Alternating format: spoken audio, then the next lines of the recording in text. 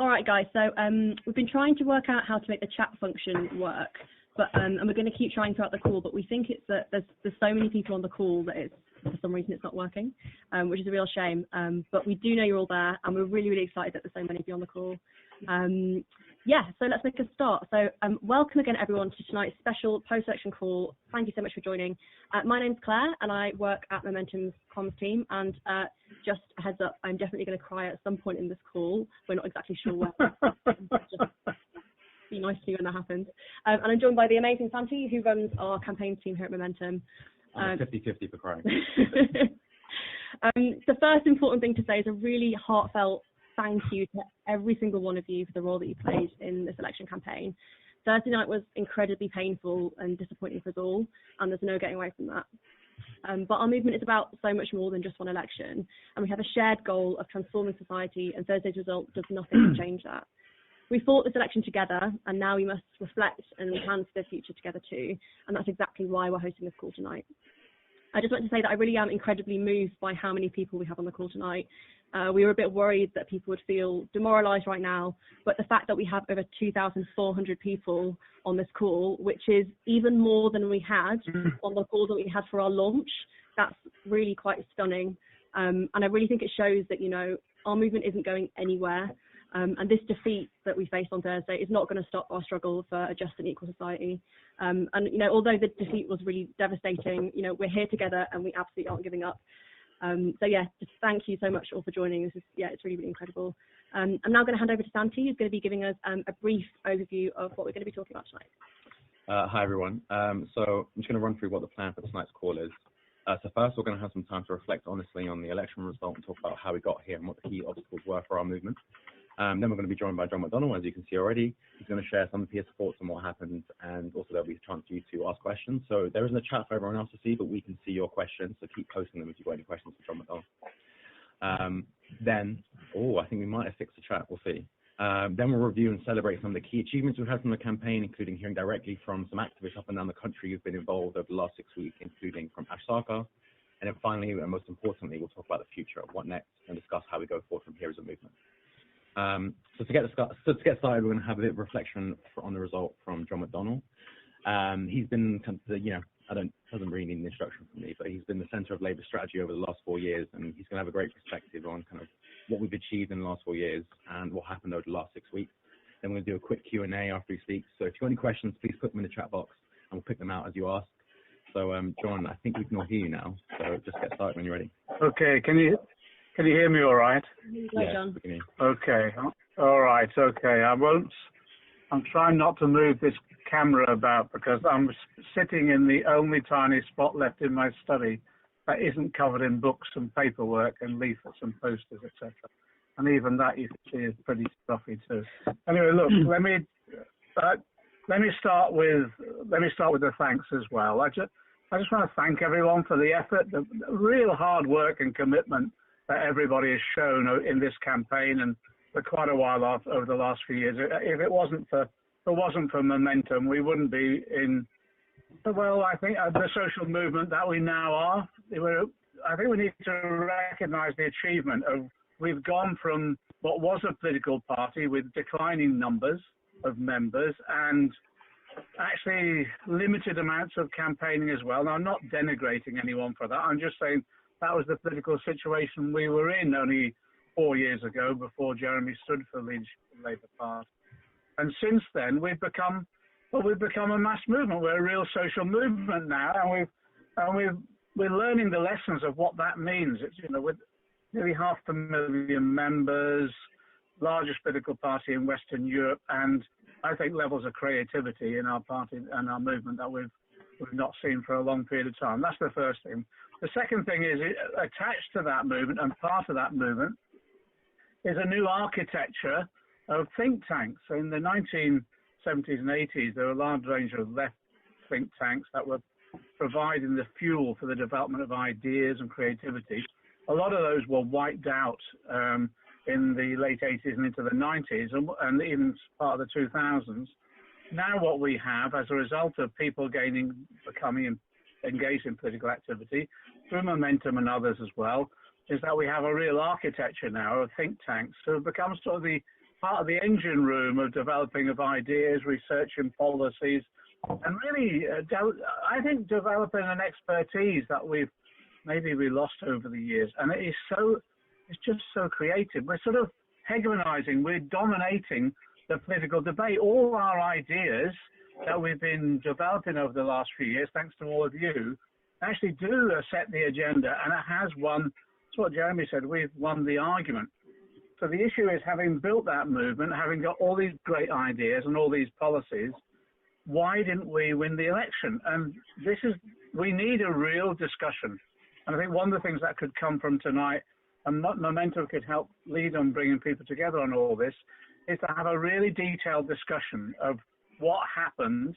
And it isn't just about what happened nationally or globally. Of course, those trends are important, but also it'd be interesting to know what happened in individual communities, and even down to individual conversations. What were the issues that came up?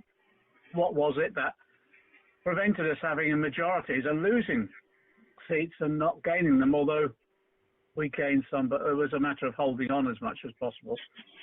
My own view is that I'm trying to work out what was the difference between 2017 and 2019, because although we didn't win in 2017, we came pretty close. And I always say, if we'd have had another week in the 2017 election campaign, we would most probably be in government now. Part of the difference, and we have to be straight with ourselves on all of this, is that actually Brexit became the issue. We didn't want it to be the sole issue, but it did become the dominant issue of the campaign, and the Tories made it that. But it was, to be honest, practically and pragmatically, it was the key issue that people wanted to address. And there was an element of almost Brexit fatigue, the debate around Brexit, having the referendum decision made, and then the debate and discussion going on about Brexit in Parliament and the committee for so long. It was interesting, even many of those people who supported Remain just wanted to get the thing over and done and out the way. And so that slogan that the Tories had, "Get it done," did resonate for a lot of people, because they were just Brexit fatigued out. And even though I think in many of the issues we won the argument around Brexit and the impact it would have on our economy and our cultural life, our lifestyles, etc., a lot of people just thought, look, I want to get this over and done with. And we were caught on the horns of a dilemma, which is the bulk of our members, and the last figure on the polls was about 70% of our members campaigned for Remain and wanted to remain within the EU. But there was large numbers of us, including me in my own constituency, which I was surprised at when the referendum result came out, were representing Leave constituencies.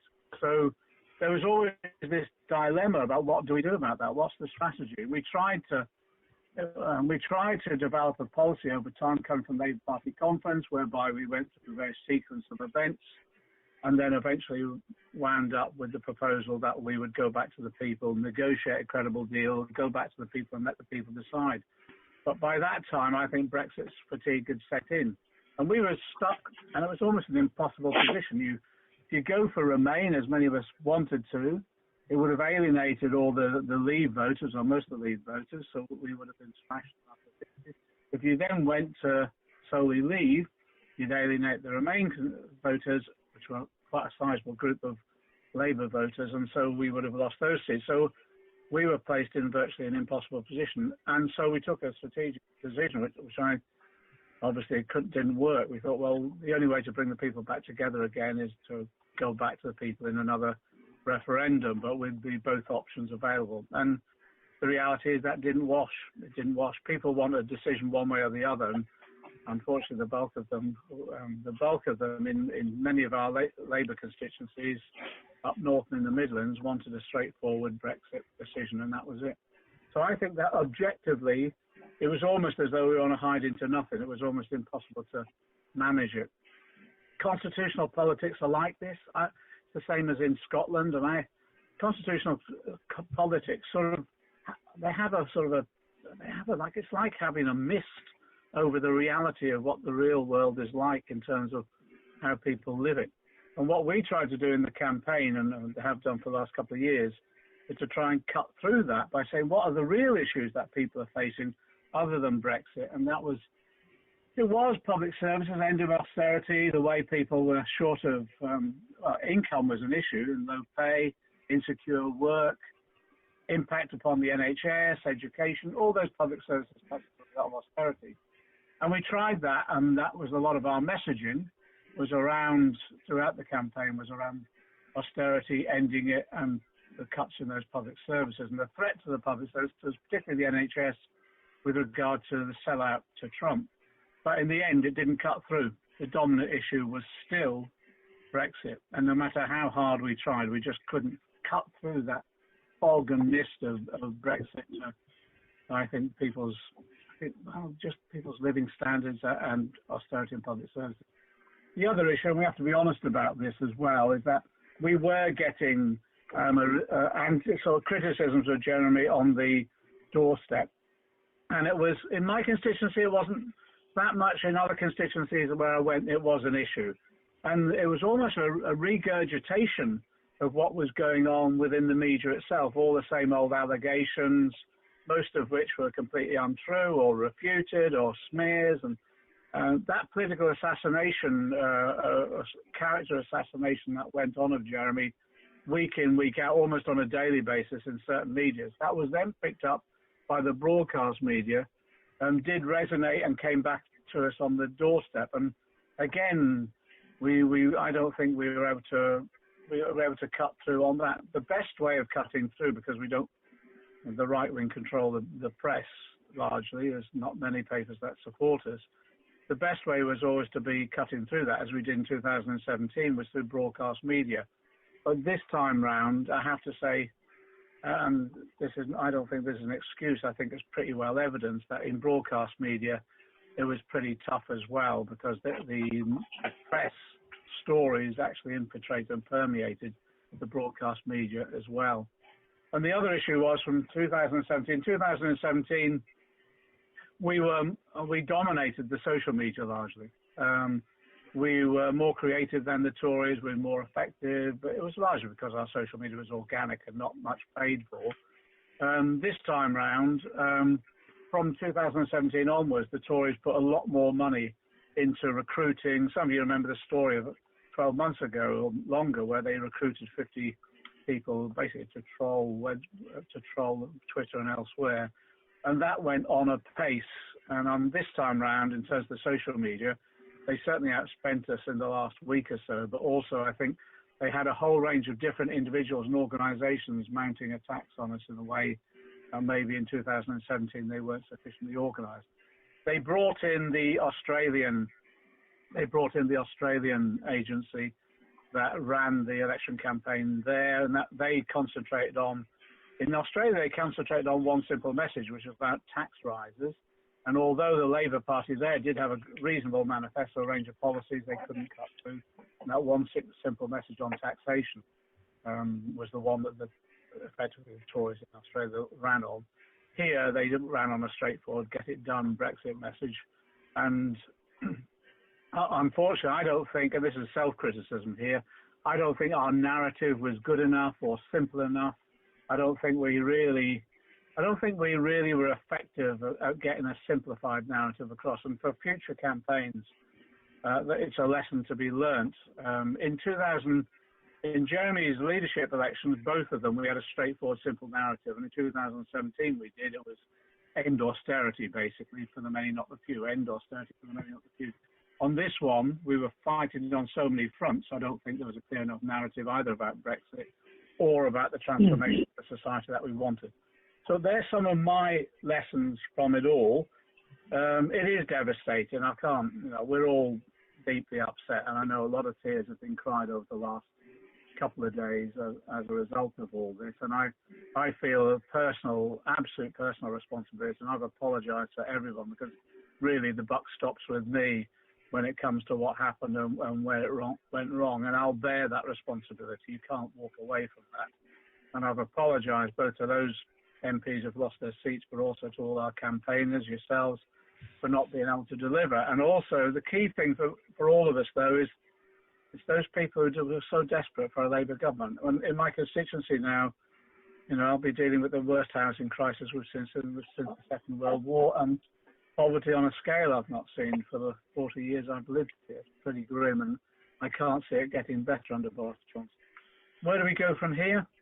I think we need, first of all, we do need a proper discussion, and I think a real discussion, community by community, coming together nationally as well, sharing those ideas, looking at what worked, what didn't, looking at the creative ideas that people have got about how we communicate. How do we bypass the media dominance that our opponents have, that capital has? How do we overcome that? Now that initially we thought social media and broadcast media, as well as word of mouth, the meetings, etc., would do it, and that worked in 2017, but they've caught up us on that. They control much more the broadcast media. Their social media, they're dominating. And the meetings that we do are effective, but it's still relatively small amounts of communication with small numbers, even though some meetings have been up to 1,000, things like that, they're still relatively small numbers. So the discussion now is how do we form a different type of communication strategy, and I'd welcome people's ideas on that. The second thing is I think the policy program, actually, our analysis of society is right. I think our policy program was right, but actually there wasn't an overall narrative about how we transform society. So I think that's what we need to talk about. How do we communicate that narrative? How do we develop a narrative and communicate it overall? Finally, let me just say this. Jeremy and I are standing down. We've got a leadership election. The National Executive Committee, I think, is going to be meeting next week. They'll decide a timetable for that leadership election. It will be in the new year, usually about 8 to 10 weeks. And there'll be a whole range of candidates that will be putting their names forward. I think what we've got to do in that leadership election is make sure there is no rancour whatsoever. Make sure it is held in a very friendly, constructive, and as we say, comradely spirit, and that we use that election, the leadership debate, as part of the discussion about not just how we lost the last election, but what were the basis upon which we've developed the party now, but also what is the future? What are the future ideas, and what are the future priorities for us? And then we can judge whoever is the leader as part of that, should be the leader as part of that debate. Two things on that, really. I think what never got debated in the general election campaign properly, and it wasn't for want of trying, was climate change. And that's my biggest fear now, that we're going to have a Tory government, possibly for 4, maybe 5 years, which is on the fossil fuel industry, has no understanding or acknowledgement of the climate emergency we're in, and this next 5 years is key to us. So I think we've got to talk about the nature of our campaigning during that period, particularly around the issue of climate change was a priority. And then finally, I think also we need to think about the nature of our organisation, how we come together, how do we discuss things, how do we communicate, how can we be much more effective in both connecting ourselves as activists, but also in connecting to our communities that we seek to represent. I think part of that will be about running individual campaigns around individual issues, of course, but then connecting them to our wider analysis of society. Anyway, I've spoken enough now. Okay, thanks a lot. Thank you so much, John. I mean, I think the first thing I want to say is just reflecting on what the hundreds of people are saying in the chat, which is that there's no need for you to apologise. And if anything, we should be thanking you and Jeremy for what you've achieved, not just in the last 4 years, but the last 30 years. Yeah. And I think it's worth keeping that in mind. I mean, having that perspective that this fight we're having, it's not just about from 2015. It's from 1945. It's been going on for such a long time, and you and Jeremy have played such a key part in that. So while we've still got a bit of time, what I might do is I will take 1 or 2 questions. So firstly, I'm going to start with Eric Lewis, who's got a question that's also very important for momentum, and that's how do we build on the social movement idea and raise up all the great activism that Labour members do beyond the Labour movement and the Labour Party? I think now it's about creative campaigning. I really do. I think it's about making sure we've got to do 2 things, and one is winning the battle of ideas, and the second is winning the battle of organisation. I think we are winning the battle of ideas. Otherwise Boris Johnson wouldn't be lying about ending austerity and investing in the NHS and other things. It's all a con, but he wasn't. The only reason he's on that agenda is because we've forced him onto it, because we've won the battle of the ideas about ending austerity and where we go from here. So I think it is still this creative work of discussing the society we live in, the challenges that we face both nationally and globally, but also at the very local level. That's the first thing. I think we do need to look at how we do that. But also momentum and the world transformed and others is about political education too, because the Labour Party almost gave up on political education for a long period of time. And I think what we've got to do is use momentum and the world transformed and other organisations to make sure we're developing people's ideas and their understanding of the history of our movement and the society that we face. That's the one I'd welcome how we go about that, using social media, using the internet, other tools as well as in this coming period. The second thing as well, in terms of individual issues, as we come, inevitably with this Tory government, there's going to be a whole range of issues now that people will build up concerns about and anger, and they'll want to see change, and this government will resist that change. So we've got to think about what campaigns we prioritise. As I say, climate change is going to be, I think, the biggest challenge we face, but there's also the issues around, as we saw, what the momentum workers were doing up in Barnet around the housing crisis that's there and the way tenants have been treated by Barnet Tory Council. Those are grassroots campaigns I think we've really got to get stuck into and build up those individual campaigns, but link them as much as possible to an overall analysis of society. I spoke at the disability group, the disabled people's group the other night, which was really packed and really enthusiastic. It was disabled people for a Labour victory. But again, with DPAC, Disabled People Against the Cuts, it's almost using that model where we're campaigning on an individual issue because that's what's hurting and hitting people at the moment. We've got to try and defend them, support them, campaign alongside them, but then enable that to be broadened into a much greater understanding of why this issue is happening, why this is happening to people, and why it's about the nature of the society we live in. So I think we've got to be at the forefront of every local community campaign now. We've got to be visible as well as Labour Party members, and it's the Labour Party that's heavily involved, working alongside people. Thank you, John. I think the second question, which kind of touches partly on your answer, comes from Dahlia. And she asks, how can we win key time-constrained policy aims, such as climate change, when we are nowhere near electoral power? I think it's because we can force onto the agenda issues and then use people power as much as possible to demonstrating and engaging in this wider discussion. So using every possible media form that we can to get the issue discussed, so that everywhere, for example, take the newly elected Conservative MPs in those seats that they've just won off us, making sure those individual Tory MPs now, everywhere they go in their constituency, there's someone raising the issue of climate change with them, or there's local campaigning to put pressure on them. And all of that then is about mobilising people to push this government into some form of action. Now, I don't think this government will act on this, but it's about making sure then when that next election comes, they are exposed for what they've done.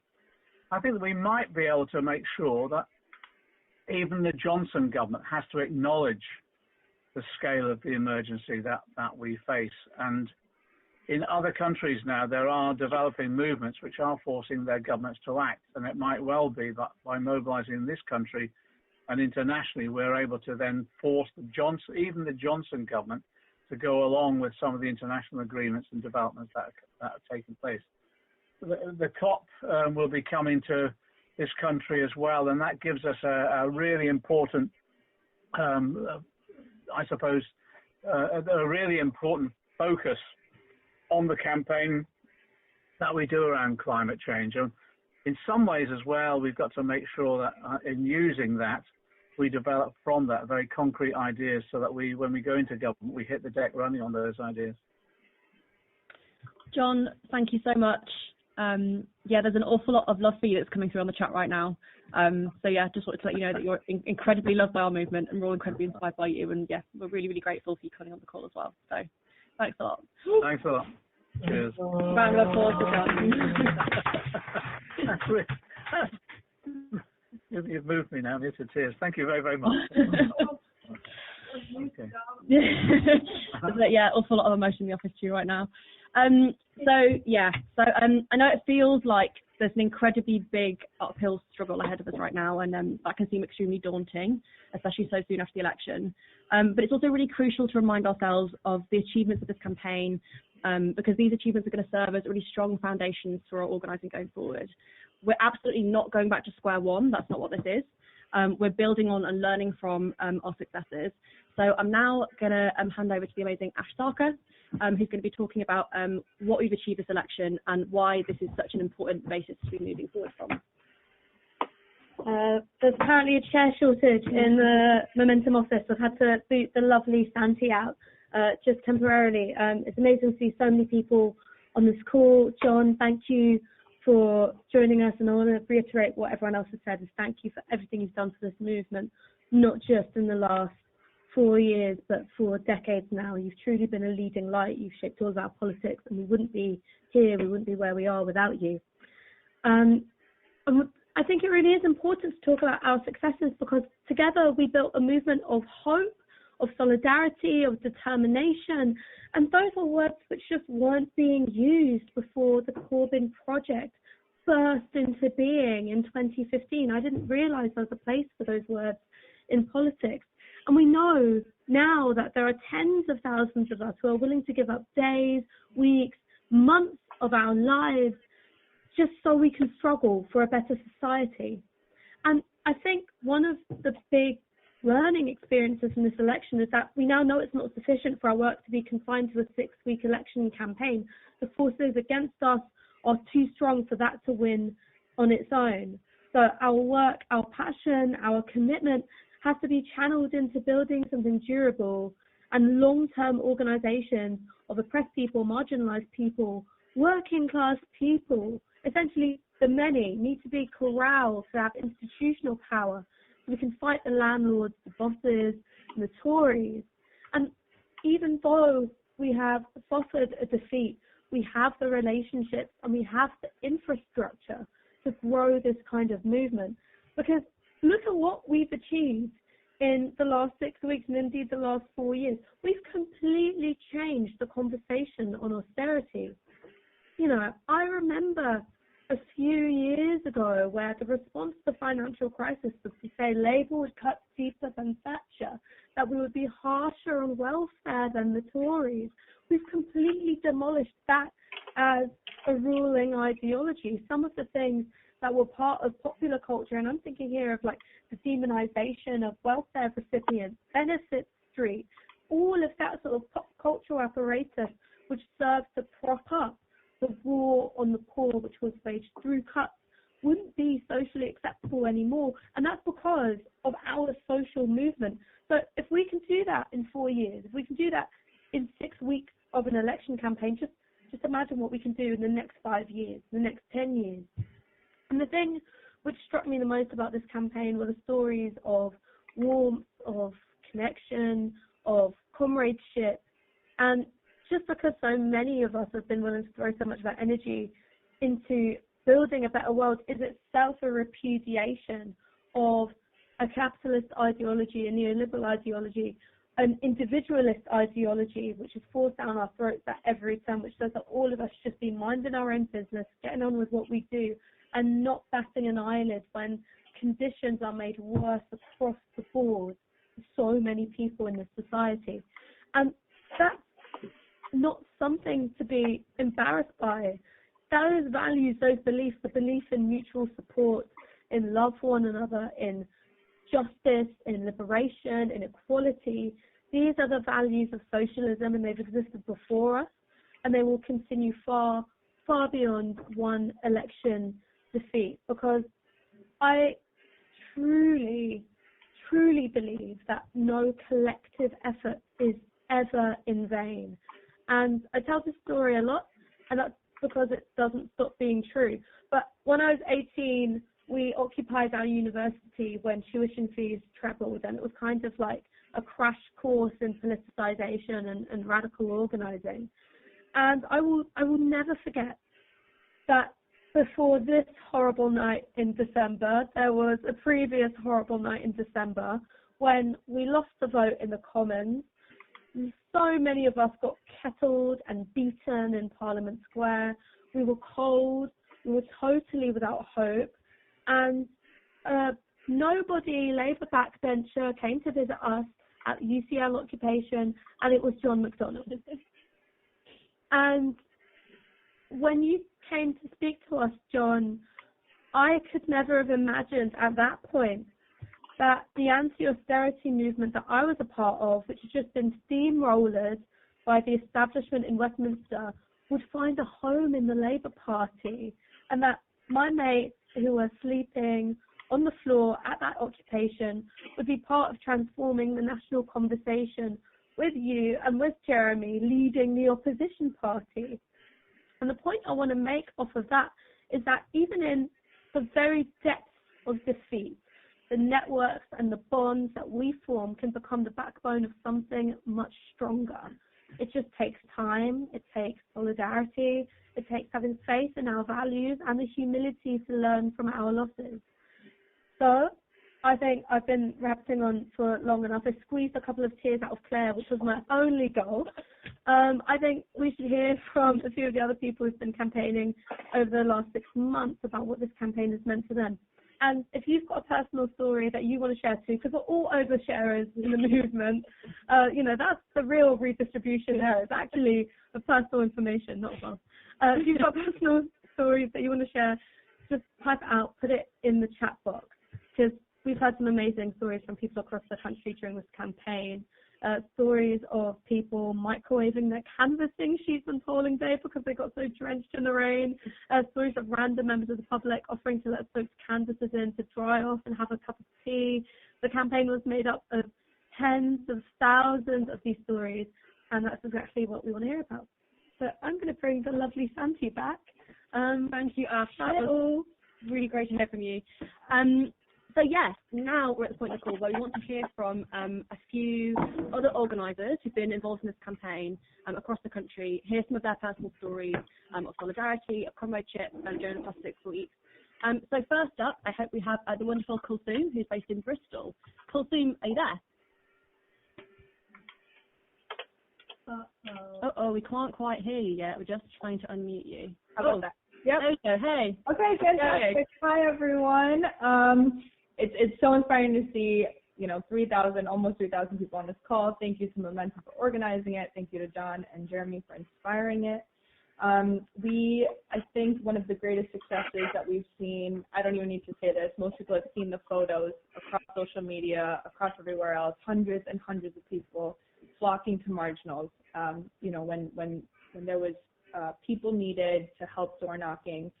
Momentum answered the call, our activists answered the call, and just, Bristol Momentum, for example, went to almost 15 different marginals in the Southwest, but also in the Midlands, and one of the places we went was Stroud, and when we were there by 3:30, we had knocked every single door twice. So this is the kind of passion and just the amazing readiness we had to win this. And, despite the result, we do have all these trained up activists, new people in the movement that we're just going to channel that energy and continue to move forward. I will share one story that came from one of our comrades in Bristol, Karis. She knocked on a door, and it was an older gentleman who was in Gloucester, and he said that his 15-year-old daughter was really inspired by the Labour Party and our manifesto, and she would talk to him at every opportunity about the policies. He was so proud of her. He said she's taught him so much. No matter how old you get, you never stop learning. And he said that he was going to the ballot box on Thursday to vote for Labour for the both of them. So these are the types of things we're seeing, and we're going to continue to see. The young are teaching the old, and we have an entire new generation coming on board that are going to be there to support us and re-energize the movement. So it's not just us. It doesn't end with us. We just continue to fight, and we will continue to fight. So thank you so much. Thank you so much, Kulthum. I really, really appreciate it. Thanks for sharing your story. We're now going to be joined by John Taylor up in Redcar, who's going to be sharing some of his stories. Well, John, can you hear us? I can hear you, yeah. Yay! How's it going, John? Am I doing the business? Am I on now? You're live. I mean, firstly, I want to really do some congratulations, with regards to Claire and Santi and the Momentum team who have been absolutely tremendous throughout this general election campaign. In over 40 years, it's the best campaign I think I've ever been involved in. And as the others have already, I concur to what the others have said about John and Jeremy. There is no apology required. All I wish to do is thank them for all they've done and for the transformative movement that we now have. So I'd just like to look back on the election, and I think the hardest part of this campaign was not going out in all weathers, all the wind, the rain and all that stuff, not the smears and the lies and stuff, but the heartbreaking stories that I heard on the doorstep in Hartlepool and Middlesbrough South and these areas on Teesside, and especially the elderly and the vulnerable who were, for instance, this lady I spoke to who said she had 24 hours to find a care home for her husband that was suffering from dementia due to the local council cuts. And also the elderly gentleman whose wife had waited 7 hours for an ambulance in cold, freezing conditions and in real pain. These are the people we cannot abandon, and therefore we need to press on with the movement. Thanks for letting me speak. Thank you so much, John. Really Thanks, appreciate John. on that.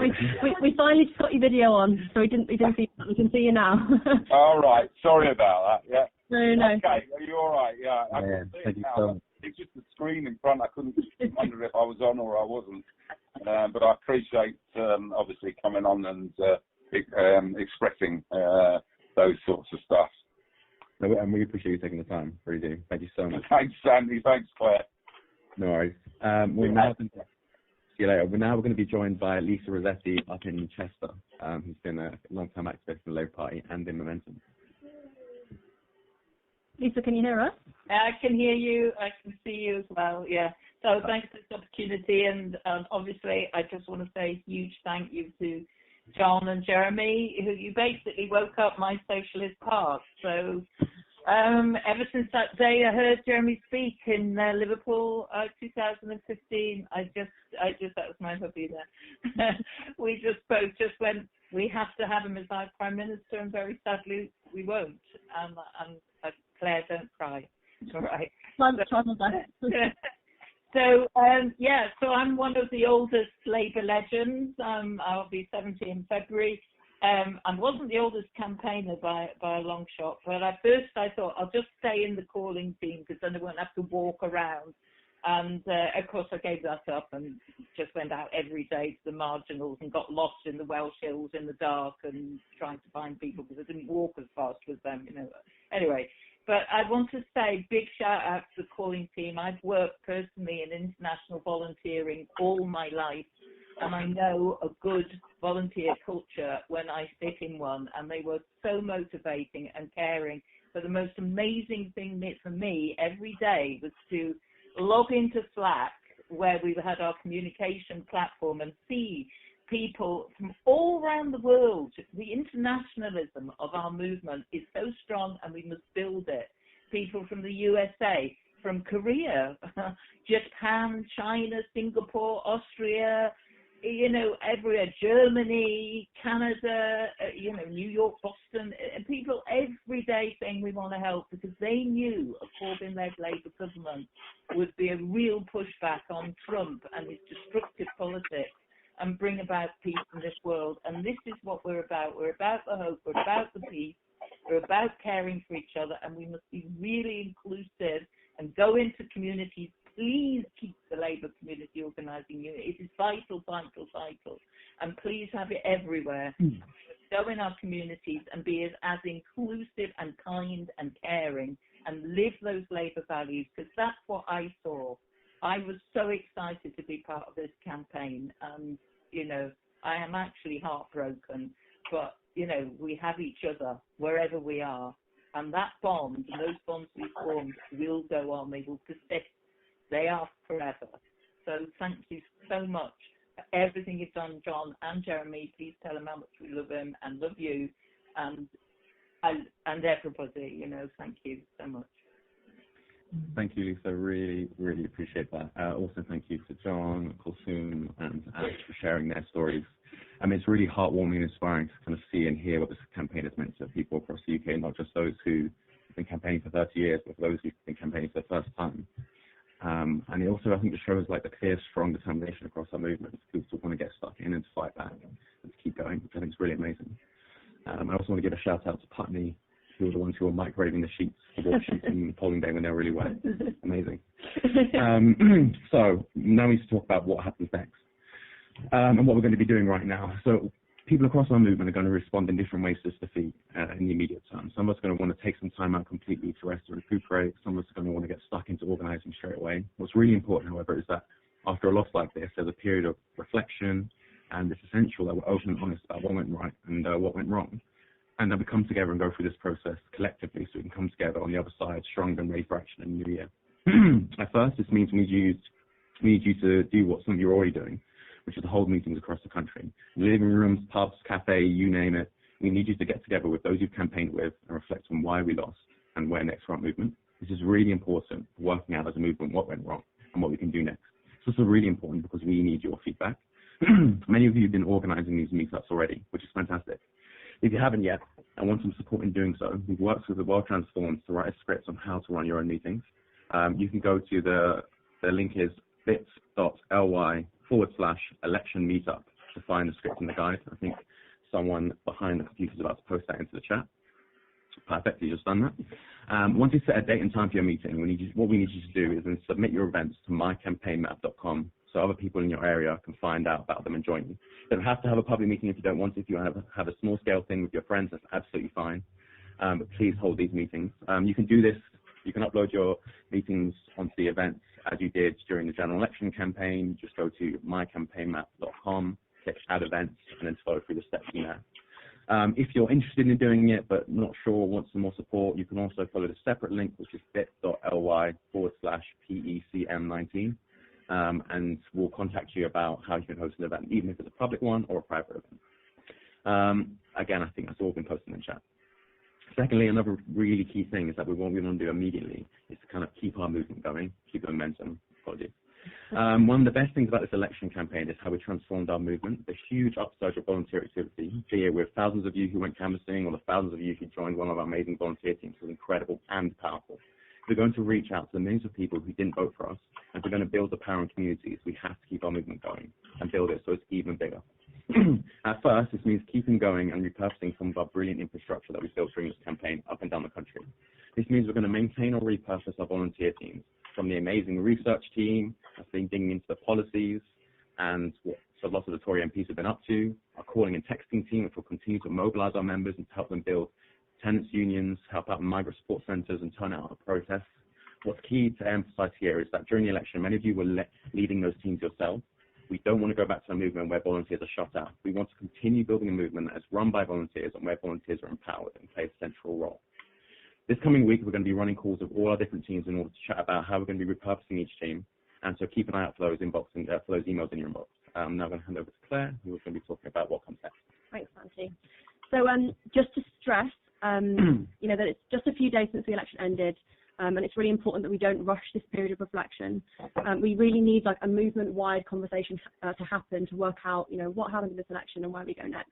And we also all definitely need a well-deserved rest over Christmas. I know that, you know, we all in the office are exhausted. I'm sure that the thousands of you are as well, because we put so much into this campaign.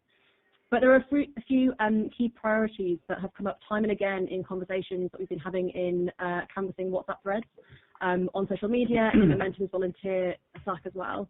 And so we thought it would be really good to highlight these to inform the conversation as to where we go next. The first is that we need to reach out and we need to listen. So Labour's coalition of urban and small towns didn't hold together in this election. We lost voters across the country, such as in Redcar, in Bolsover and Wrexham, because the Labour vote either, stayed at home or voted Tory for the first time. We lost those in Scotland who voted for the SNP. We lost Remainers who still backed the Tories in suburban constituencies. And we lost, some progressives who backed the Greens, the Lib Dems in the Tory Labour marginals too. And we lost pensioners who voted Conservative in their droves, despite the fact that the Tories' woeful record on the NHS is appalling, as is their policy on pensions and social care. Now, it's no good blaming these voters for the outcome of the election. It's our job to win them back, and we can't wait until the next election to do that. The second thing that really needs to inform what we do next is that we need to build power for the long term. So the Tories in government means attacks on the working class and minorities, and whatever Johnson says, we know that he will govern for the rich, and grotesque inequality caused by austerity and decades of neglect is only going to get worse. Our movement needs to be there, and this means that we need to work in our communities to build power and build trust. We need to work with communities to make real change now, not just promise it when we get into government in 5 years' time. This means two things. First, we need to work with communities to shield them from the worst effects of the Tory government. This means that we need to be volunteering in food banks, we need to be organising against deportations and supporting those on universal credit. We need to be showing solidarity outside of election time. Number two, we need to build power in communities so that we can fight back, be it joining tenants' unions or supporting striking workers or organising in our workplaces. We need to build power outside of Parliament as well as within it. It's clear that there's no shortcut to socialism, as we've seen in this election, and we need to build these foundations first. And if we can get just a fraction of the volunteer power that we saw during this election to building power in communities, then that will be a really, really good start.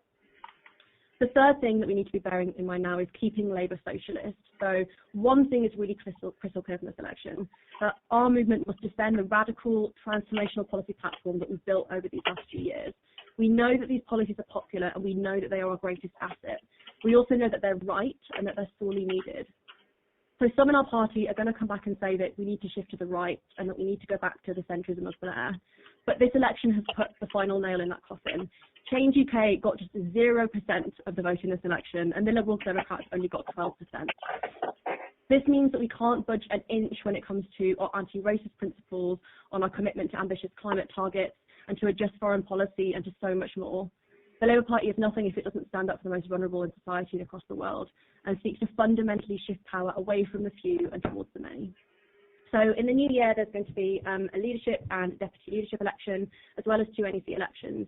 And a big priority for our movement will be to win these elections and make sure that we keep Labour socialist. So we need to get ready for that. So that's almost it for tonight's call. Before we go, just really, really quickly, want to hear from Laura Parker, who's our national coordinator, who's just got a few words before we finish.